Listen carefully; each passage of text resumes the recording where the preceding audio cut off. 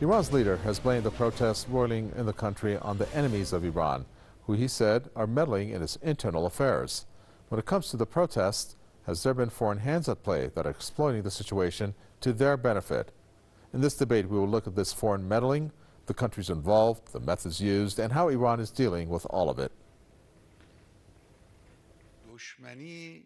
Leader of Iran's Islamic Revolution, Ayatollah Sayyid Ali Khamenei, says the enemies of the Iranian nation are grabbing every opportunity to cause troubles for the Islamic establishment. The leader made the remark in reaction to recent violence and riots in several Iranian cities. He said the enemies want to create the same crises in some regional countries, noting that they would have had no mercy on the Iranian people had they been allowed to enter the country. منتظر یک فرصت، منتظر یک رخنه است که از این رخنه وارد بشه. شما همین قضایای این چند روز رو مشاهده کنید. همه کسانی که با جمهوری اسلامی بدند، اونی که پول داره، اونی که سیاست داره، اونی که سلاح داره، اونی که دستگاه امنیتی داره، همه دست به دست رو هم میگذارن برای اینکه بلکه بتوانند برای نظام اسلامی و جمهوری اسلامی و انقلاب اسلامی مشکل درست کنند. Ayatollah Khamenei said he would talk to the Iranian people in the due time about the violent protests. Earlier, government spokesman Mohammad Baqir Nobakht also condemned the violence, saying the riots were provoked and backed by Iran's enemies, as they praised and enjoyed them. The government spokesman said all citizens have the right to protest and express their criticism under the country's constitution. He, however, expressed Tehran's fierce opposition to violence and chaos. In any democracy, there's a big difference between the right to protest and riot. Just like any other government in the world, we respect people's right to protest. We have a responsibility to meet their demands, and we will do so. However, our democracy will never tolerate protests that turn into riots. Those who destroy public and private property or undermine our national security are breaking the law and will face justice. Our law-abiding citizens should never join them in these illegal protests. Several Iranian cities have been the scene of protests in recent days, with protesters calling on the authorities to resolve economic problems. Some of the rallies turned violent after protesters went on rampage at some places. President Hassan Rouhani says any criticism of the government should be made through lawful means, and that officials should heed the grievances of the protesters. To address the concerns of the protesters, the government has allocated several $billions to help improve the economy this year. The money will go to tackle air pollution, modernize public transport, create 700,000 new jobs, and fund small businesses in rural areas. Aman Nadiri, Press TV, Tehran. Our guest joining us for this edition of the debate, investigative journalist Tony Gosling joins us from Bristol, and Virginia State Senator Richard Black joins us from West Virginia. I'd like to welcome you both, and let me first start with our American guest there, Richard Black. Richard Black, looking at some of the headlines that's coming mainly focused on the American reaction, and I'm talking about American political leaders. I'm looking at one of the most recent ones just right before this program, and it says that America's conservatives have eagerly cheered the wave of anti-regime protests that in their eyes is sweeping Iran. When you hear that, first of all, when Iranians see that, they have their own take on it, but when you hear that type of rhetoric coming from the U.S., do you think they're cheering for the peaceful right to protest, or are they looking for anything more than that, like violence to be involved? Well, I think perhaps that's a little bit of an overstatement. I'm not sure how focused Americans are on the Iranian protest. However, I would say that certainly the Americans believe in greater freedom, freedom of religion, freedom of speech, and so forth. However, we have a history of suppressing violent demonstrations, and the one that I think of is the Los Angeles riots in 1992, where officially there were 63 people killed and between 2,000 and 3,000 wounded. My guess is that the actual numbers were much, much higher, particularly the killed. And there was a seizure of a major part of a large American city, and eventually there were elite troops from the 7th Infantry Division and the 1st Marine Division who were sent in. These are our top, most elite units. And I was actually involved with the 7th Infantry Division going in there to suppress the violence. So no nation can permit violence to consume the nation, because there's an obligation to protect innocent civilians from terrorists who would seize control of demonstrations. So I don't know how many people in the United States would favor a violent uprising. I would hope it would not be too many. Well, how about if I quote you from what the U.S. Secretary of State Rex Tillerson recently stated before I move on to his boss and what he has tweeted about the protests. Rex Tillerson, just weeks ago, maybe about a month ago, I should say, he said that the new U.S. policy towards Iran includes regime change. And I'm going to quote him now. But I would tell you that we certainly recognize Iran's continued destabilizing presence in the region, and we are taking action to respond to Iran's hegemony. Further on, saying that elements inside of Iran to bring about peaceful transition of that government. You know, when you have the Secretary of State in his position saying that just about a month ago, kind of makes you wonder. And of course, with Iran's leader saying that enemies of the Islamic Republic are using different means, including money, weapons, politics, and intelligence services to harm the Islamic establishment. Well, I can't speak for Secretary Tillerson, but I will tell you that the Iranian government has worked very hard to fight against terrorism. Meanwhile, the U.S.-led coalition and the Gulf cooperation states have been the supporters of ISIS, of Al-Qaeda, of a whole array of terrorist groups. And these are some of the most vicious terrorists in living history, beheaders, people who crucify others.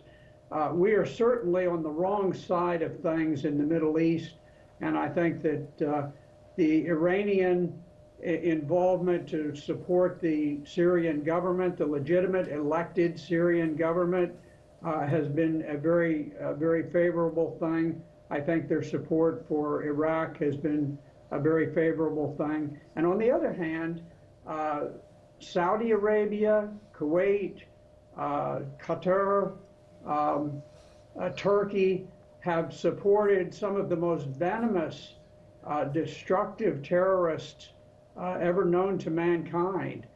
And for them to criticize Iran and say that it's not free enough, if you demonstrate in Saudi Arabia, you will find yourself facing the sword with your hands tied behind your back, because they regularly behead people there. So there is no freedom in Saudi Arabia. And so the United States is a little schizophrenic. Our greatest allies in the Middle East are the greatest, most tyrannical nations, and those that have some degree of freedom. Sometimes it's a great degree, sometimes a little bit less, but those who have some degree of freedom are typically governments that we want to bring down. Okay, let me introduce investigative journalist Tony Gosling now, who joins us from Bristol on the phone to have his thoughts on this. Well, Tony Gosling, you're looking at different reactions that have come through on a variety of fronts regarding the protests in Iran. And I think the best one that I could start off with to ask you is when it comes to the U.S. and its reactions from Donald Trump in particular. First of all, why is the U.S., is it U.S.'s business what's going on in Iran regarding this protest? Let's start with that question. Okay, well, I mean, I would be really surprised if Trump did not have a comment on it, because he loves commenting about everything that's going on in other parts of the world, but he's doing virtually nothing about the horrific situation in his own country for his own people. So any trouble abroad, Trump is going to weigh in there, a bit like Tony Blair used to do, if you remember him. But, you know, there's a similarity between the two, because when Blair gives his views now here in Britain, people basically know that they need to think the opposite. So whatever Blair says, they think, oh, well, that's probably wrong. Like, for example, his big endorsement of the Remainer campaign probably helps to swing the Brexit vote towards the Brexit direction. In the same way, currently, Trump is acting as a recruiting sergeant for the Iranian government.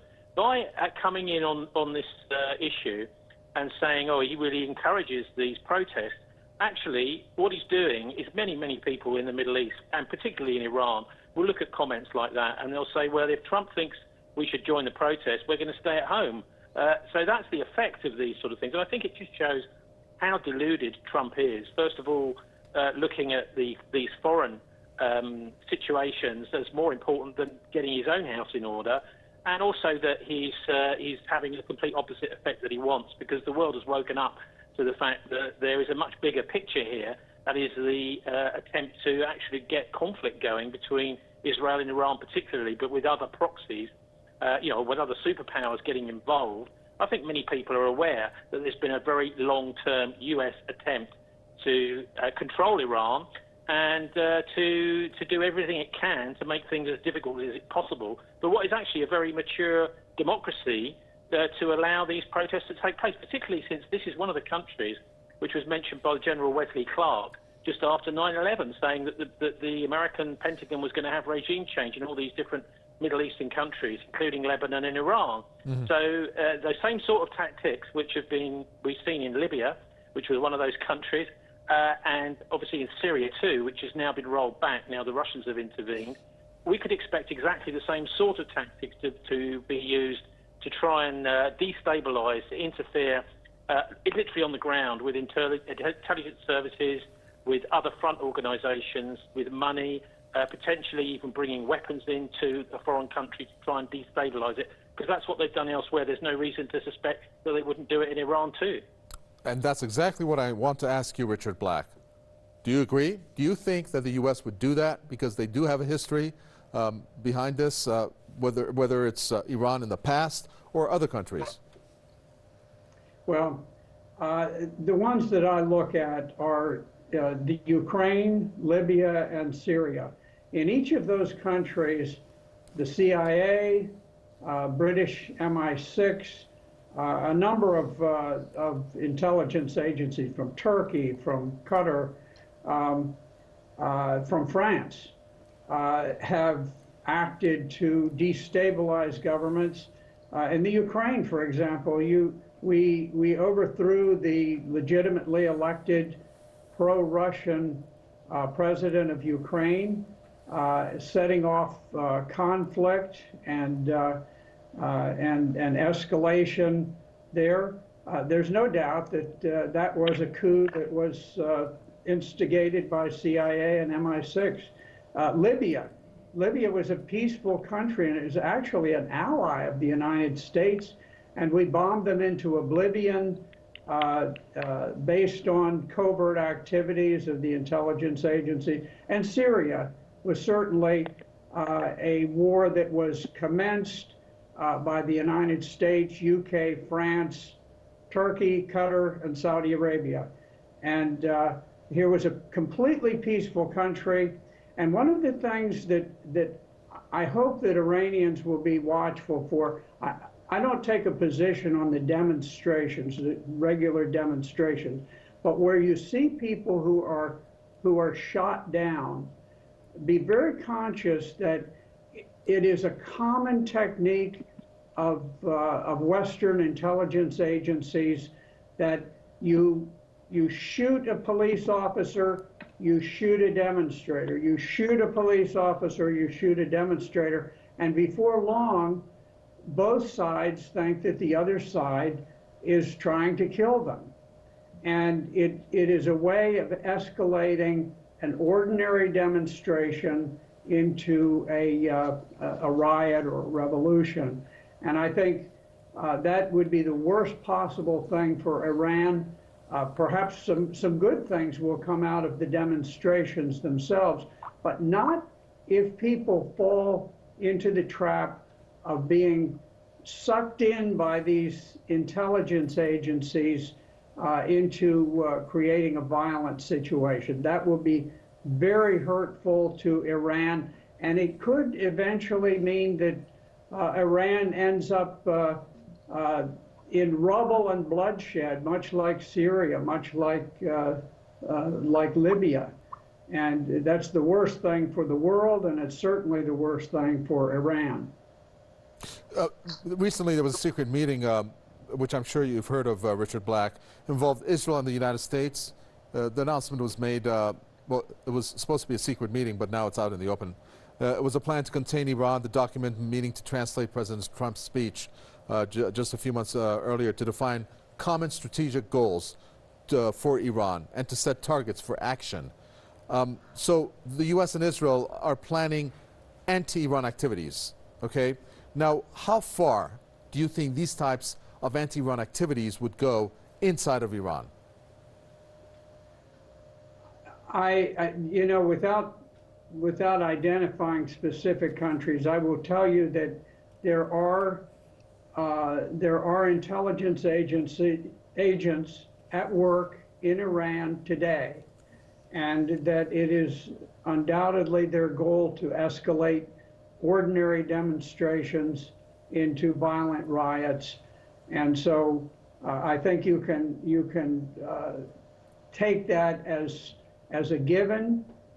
You can be certain that that is going on, and I think it's contrary to international law. Foreign nations have no right to interfere in the internal affairs of other nations, and I think whatever happens with the demonstrations, I know that President Rouhani has been, he's a reformist who said that there is a right to demonstrate, but yet he condemns the violence and the destruction of private property, and I agree with him there. Okay, well, Tony Gosling, our guest there, says that there are, for certain, agents within Iran that are trying to make the people come out and perhaps resort to violence or not. How deep and how far do you think, first of all, do you agree with that? And how deep and far are these agents going to go to try to provoke these protesters into taking it to the next level, which in some cases it seems like that may have happened already? Well, I don't know the details of what's been exactly who's been causing these riots. It's been fascinating listening to the difference between the domestic BBC news service here in Britain and what they've been saying on the World Service.